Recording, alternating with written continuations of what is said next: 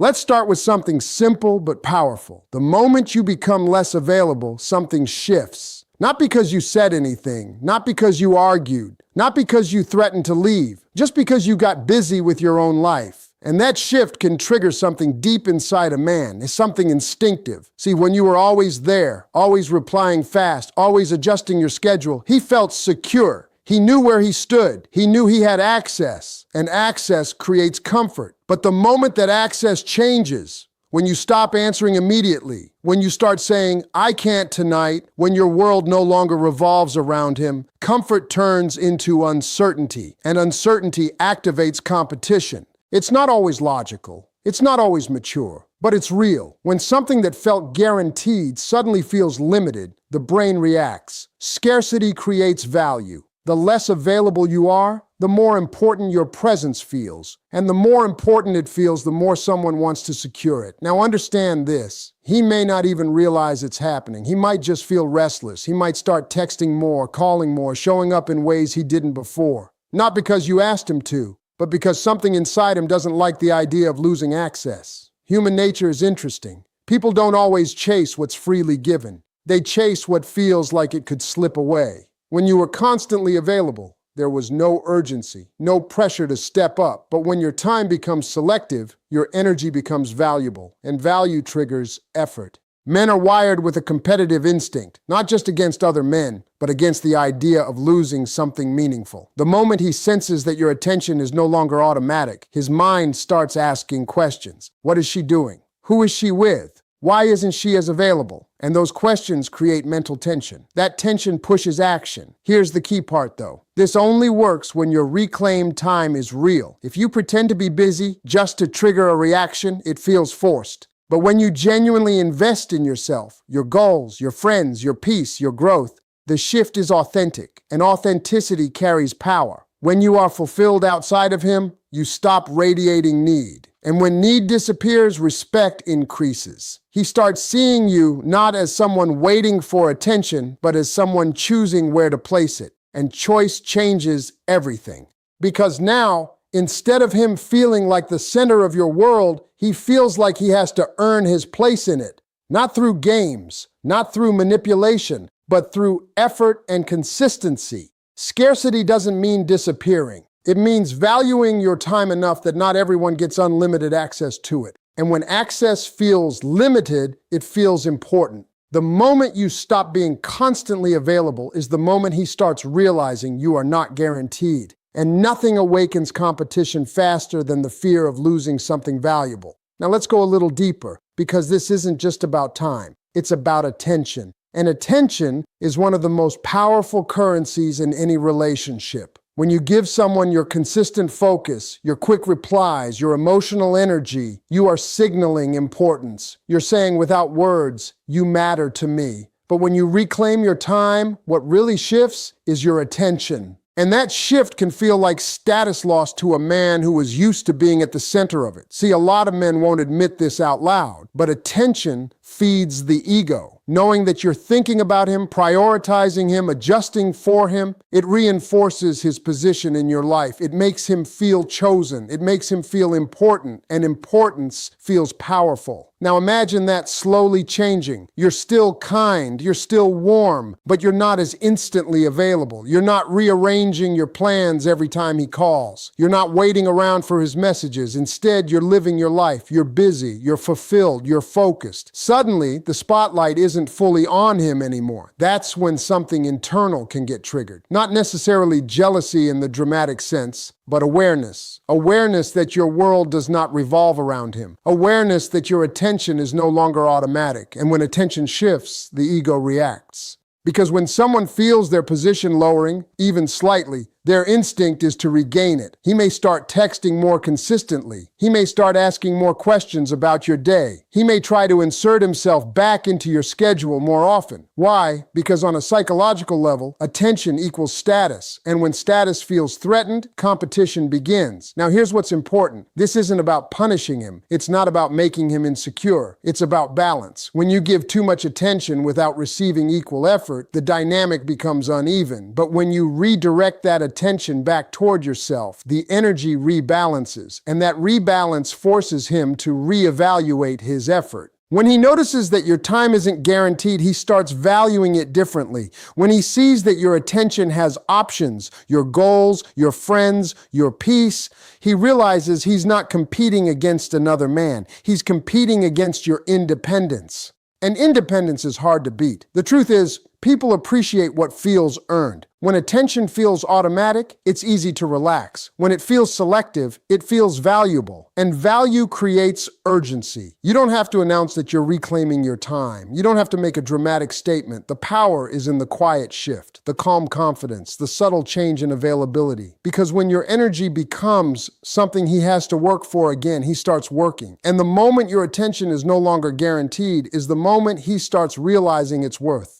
Now let's talk about something that changes the entire dynamic without you saying a single word: independence. When you start reclaiming your personal time, when you pour energy back into your own goals, your friends, your routines, your peace, you're not just getting busy, you're sending a message. And that message is powerful. You're saying, my life is full, and fullness is attractive. See, when a woman makes a man the center of her world too quickly, it can feel flattering at first. He enjoys the attention. He enjoys being needed. But over time, something shifts. When he senses that he is your only source of excitement or fulfillment, the pressure rises, and pressure changes energy. But when you have your own world, your ambitions, your passions, your plans, you feel different. You move differently. You speak differently. You carry yourself with a quiet confidence that says you are whole on your own. And that wholeness increases your value. Men are naturally drawn to what feels valuable, not because they want to dominate it, but because value triggers pursuit. When you're busy building something, when you're focused on growth, when you're not constantly waiting around, you become harder to access. And the harder something is to access, the more it's respected. Independence also removes neediness from the equation. When you don't need constant reassurance, when you're not seeking validation every day,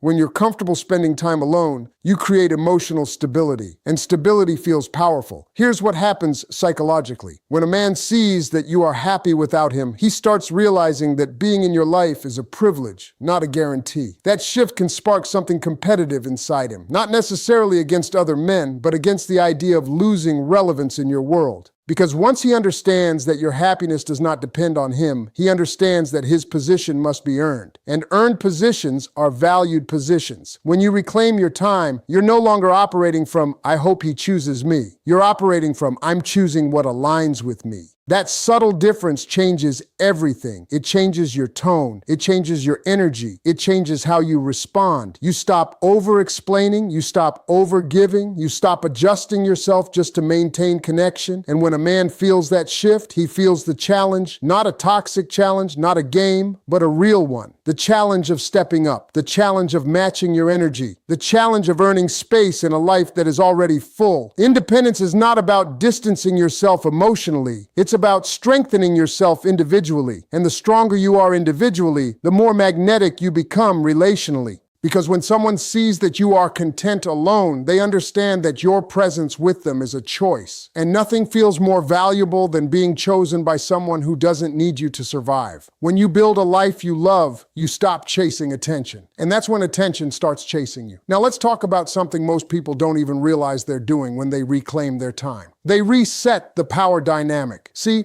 every relationship has an unspoken rhythm. Somebody leans in a little more. Somebody adjusts a little more. Somebody waits a little longer. And when you've been the one constantly available, constantly flexible, constantly accommodating, the rhythm quietly tilts in one direction. Not because he's a bad man, not because you're weak, just because habits form. But the moment you begin prioritizing yourself again, that rhythm gets interrupted. And interruptions create awareness. When you're no longer the one always initiating, always confirming, always checking in first, he notices the silence. When you're not over-explaining your schedule or justifying why you're busy, he feels the shift. When you stop overextending yourself just to maintain connection, the balance starts correcting itself. And here's the truth. Power in a relationship isn't about control. It's about who feels they have options. When you reclaim your time, you communicate that your life does not pause for anyone. That doesn't mean you don't care. It means you value yourself. And self-value changes posture. It changes tone. It changes how much you tolerate. A man can sense when he is no longer the only source of your excitement. He can sense when your happiness is internally generated. And when he feels that you have options, not necessarily other men, but other priorities, he starts realizing he cannot operate casually anymore. Because casual effort doesn't secure valuable things. When the dynamic shifts, he may test it. He might take a little longer to respond. He might try to see if you'll chase. He might subtly pull back to measure your reaction. And this is where most people lose their grounding. Because if you panic and rush to restore the old dynamic, you hand the power right back. But if you stay steady, calm, composed, still living your life, the message becomes clear. You are not competing for position. You are standing in your own. And stability is intimidating in the best way. When you don't react emotionally to small shifts, when you don't scramble to fill silence, when you don't beg for reassurance, you create psychological space. And space makes people think. It makes him evaluate. It makes him question whether he's doing enough. It makes him step forward instead of leaning back. Because now he feels that if he doesn't invest, he could lose access. That's the part people don't understand. When you were always available, he didn't have to secure anything. He felt safe in your consistency. But when consistency becomes selective, effort increases. Not because you're manipulating him, but because humans value what feels scarce. And your time is scarce. Your energy is scarce. Your presence is scarce. The moment he realizes that access to you requires alignment and effort, he starts adjusting. He starts planning more intentionally. He starts communicating more clearly. He starts showing up with purpose because now he understands something he didn't fully grasp before. Your time is not automatic. And once he understands that, he starts acting like it matters. Now let's go even deeper, because when you reclaim your personal time, something else happens that most people never talk about. You trigger his fear of replacement. And I don't mean replacement by another man. I mean replacement by a better version of yourself. See, when you start investing in your growth, your health, your mindset, your purpose, your peace, you evolve. You glow differently. You think differently. You respond differently. And evolution creates distance from anyone who stays the same. Growth is attractive, but it's also intimidating. When a man sees you leveling up, emotionally, mentally, socially, he starts asking himself a quiet question. Will I still fit in her life if she keeps growing like this? That question can make him competitive in ways he doesn't fully understand. Because growth changes standards. When you were overly available, overly accommodating, maybe you tolerated small inconsistencies, maybe you overlooked bare minimum effort, but when you start valuing your time, you naturally start valuing yourself more. And when self-value increases, tolerance for less decreases. He feels that shift. You're not arguing more, you're not demanding more, but your silence carries a different weight. Your "it's okay" doesn't sound desperate anymore. Your "I'm busy" doesn't sound like a test. It sounds real, and when your energy feels real, he realizes you're not bluffing. Men are wired to respond to challenge. Not drama, not chaos, but challenge. And when your growth presents the challenge of keeping up, it activates something instinctive. He starts trying to match your pace. He may start improving himself, working harder, dressing sharper, planning better dates, communicating more consistently. Not because you forced him to, but because he senses that if he doesn't rise, he could slowly become irrelevant in your world. That's what growth does. It creates a gap between who you were and who you're becoming. And if he wants to stay close to the new version of you, he has to evolve too.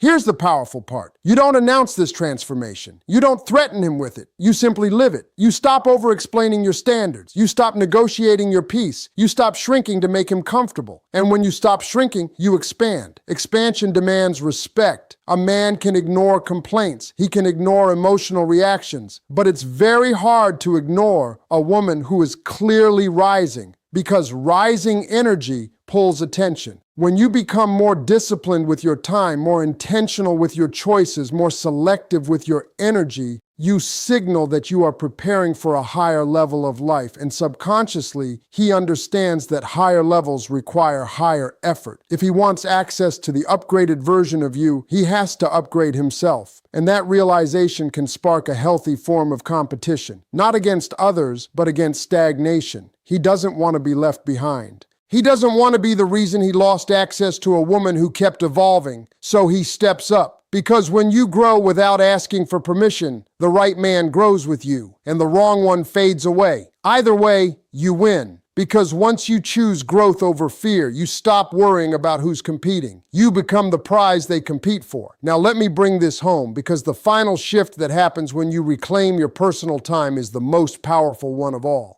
You stop reacting and you start choosing. And there's a big difference between reacting and choosing. When you're reacting, you're responding to his moods, his delays, his energy shifts. If he pulls back, you feel it and try to close the gap. If he gets distant, you reach further. If he seems unsure, you overcompensate. Your behavior becomes tied to his behavior. That's emotional reaction. But when you reclaim your time, when you rebuild your center, something stabilizes inside you. His delays don't shake you the same way. His silence doesn't send you into panic. His inconsistency doesn't automatically trigger you to chase. You observe instead of react. And observation is powerful, because when you're not reacting emotionally, you can evaluate clearly. You start asking different questions. Not why hasn't he called, but do I even like how this feels? Not how do I keep his attention, but is he earning mine? That mental shift changes your entire presence. You move slower. You respond instead of rush. You think before you speak. And when a man feels that he no longer controls the emotional temperature of the connection, something clicks. He realizes he cannot predict you anymore. Now listen carefully. Unpredictability is not about playing games. It's about no longer being emotionally automatic. When you were reacting, he could sense it. He knew that if he disappeared for a few hours, you'd text. If he delayed, you'd double message. If he showed less effort, you'd increase yours. But when you stop reacting, you break that pattern. Now he doesn't know if pulling back will make you chase. Now he doesn't know if low effort will still be accepted. Now he doesn't know if inconsistency will be tolerated. That uncertainty creates self-reflection, and self-reflection creates effort. Because when a man cannot rely on your emotional reaction to secure his position, he has to rely on his own actions. He has to show up. He has to communicate clearly. He has to invest intentionally. When you reclaim your time, you detach from the need to control outcomes. You stop trying to force connection. You stop trying to secure him through overgiving. You let his actions define his place in your life. And that calm detachment is deeply attractive. It says, I want you, but I don't need you to feel complete.